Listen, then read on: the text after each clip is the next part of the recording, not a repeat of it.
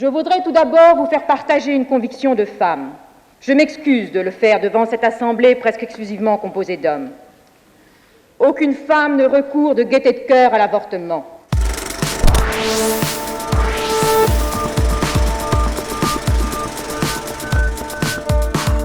Au lendemain de la Première Guerre mondiale, la France doit être repeuplée. Alors en 1920, les députés, uniquement des hommes, trouvent la solution. Une loi qui interdit tout bonnement l'avortement et la contraception. 50 ans et un baby-boom plus tard, et malgré la sévérité des peines encourues, on constate que... La loi de 1920 n'est pas appliquée. Et non. N'est pas applicable. Non plus. Elle est bafouée. Et voilà. Et qu'il est toujours mauvais pour un État de conserver dans sa législation des textes qui sont inappliqués. Évidemment, tout le monde n'est pas de cet avis. Je suis contre l'avortement parce que l'avortement, c'est un échec, et le constat d'un échec. Je pense que la vie est une chose belle. Je pense que rien n'est beau comme un enfant. Ça, c'est l'argument des opposants. Et pour les défenseurs du progrès, ça ressemble à ça. Ce que nous proposons s'ordonne autour de deux idées. La première, c'est évidemment la priorité à la contraception. L'avortement, c'est toujours un pis-aller. Et nous considérons que l'avortement doit être libre parce que le choix de la naissance est un acte conscient. Pour nous, respecter la vie, ça consiste à choisir le moment où on veut donner la vie à un enfant. À l'époque, on estime à 300 000 le nombre de femmes qui se font avorter chaque année. Et beaucoup trop en gardent des séquelles, voire perdent la vie.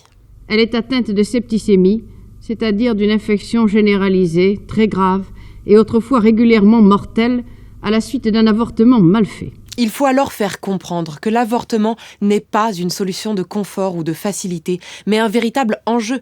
En 1972 a lieu le procès de Bobigny, qui est devenu un symbole de ce débat. Le procès lui-même, quel qu'ait été le jugement, le procès lui-même a marqué un pas irréversible. Michel Chevalier est accusé avec 3 autres femmes de s'être rendu complice de l'avortement de sa fille de 16 ans, enceinte à la suite d'un viol. Maître Halimi réussit à faire acquitter sa cliente pour la première fois dans l'histoire. C'est formidable. Les juges ont enfin pris leurs responsabilités. Ils ont pris connaissance des lois, que c'était plus applicable. C'est alors une certitude, la loi doit changer. Et c'est Simone Veil, alors ministre de la Santé, qui aura la lourde charge de présenter le texte de loi. Je crois qu'on a oublié aujourd'hui, les jeunes ne savent pas, et tant mieux ce que c'était. C'était vraiment un problème très, très, très angoissant. Pour beaucoup de femmes. Le débat qui a précédé le vote de la loi a également été ponctué par des attaques violentes, parfois même absolument sordides. Ils avaient des pancartes que j'ai eu le temps de lire sur lesquelles il y avait « Veille Hitler, même combat ». Alors là, je ne peux pas ne pas répondre. Simone Veil ayant survécu au camp de concentration, le parallèle était carrément nauséabond. Et je dirais à ceux qui se portaient ces pancartes, même s'ils sont sortis, mais je souhaite qu'ils m'entendent, c'est que ce sont eux qui sont des nazis et que j'en ai la preuve par le courrier qu'ils m'adressent. Le débat est alors extrêmement tendu, la population est divisée et tout le monde a un avis sur la question, même si tout le monde n'est pas concerné. Par exemple, si une jeune fille de 16 ans ou 17 ans est enceinte, est-ce qu'elle pourrait se faire avorter selon vous ? Non, parce qu'après ça va être... On s'en sort plus, quoi. Vous pensez qu'il y aurait des abus ? Oui, ça sera la porte ouverte. Quoi.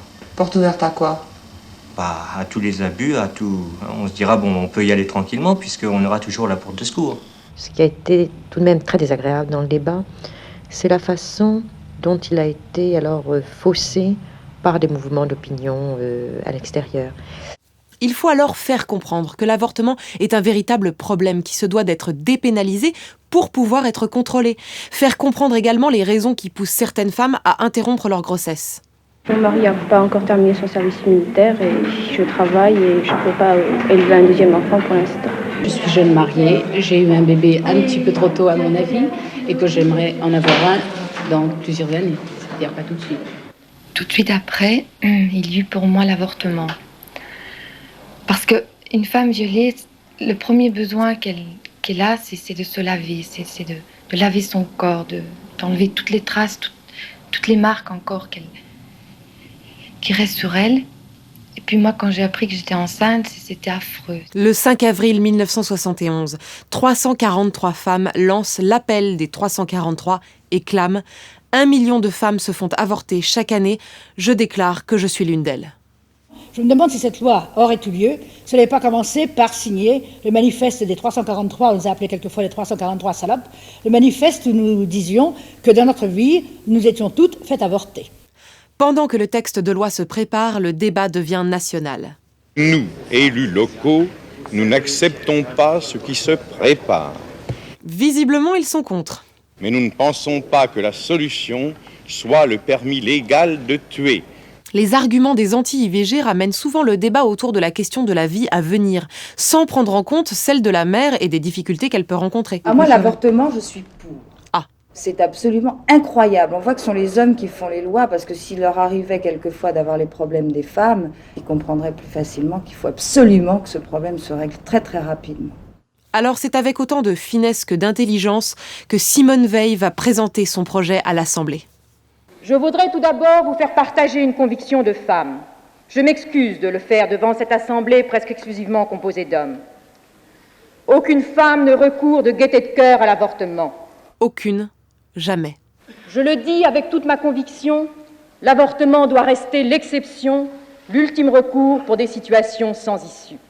Ça, c'est pour ceux qui pensent que certaines avortent pour le fun.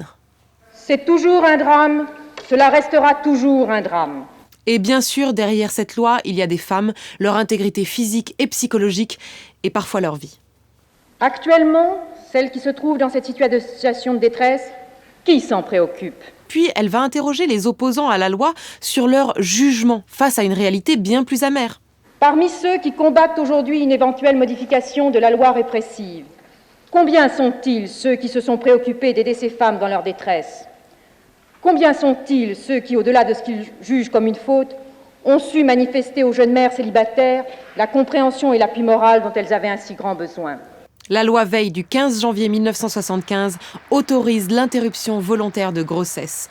Un texte provisoire est voté pour 5 ans, le vote définitif aura lieu en 1979. Et les gens ont senti qu'au-delà du sujet, il y avait une femme qui était seule au milieu de ces hommes qui étaient d'une agressivité, d'une oppression, d'une vulgarité vis-à-vis de la femme. Ils avaient l'impression que c'était, on leur arrachait le pouvoir politique, mais aussi on les atteignait dans leur virilité, dans leur sexualité. Aujourd'hui, en France, il existe toujours des mouvements qui veulent limiter, voire interdire l'IVG.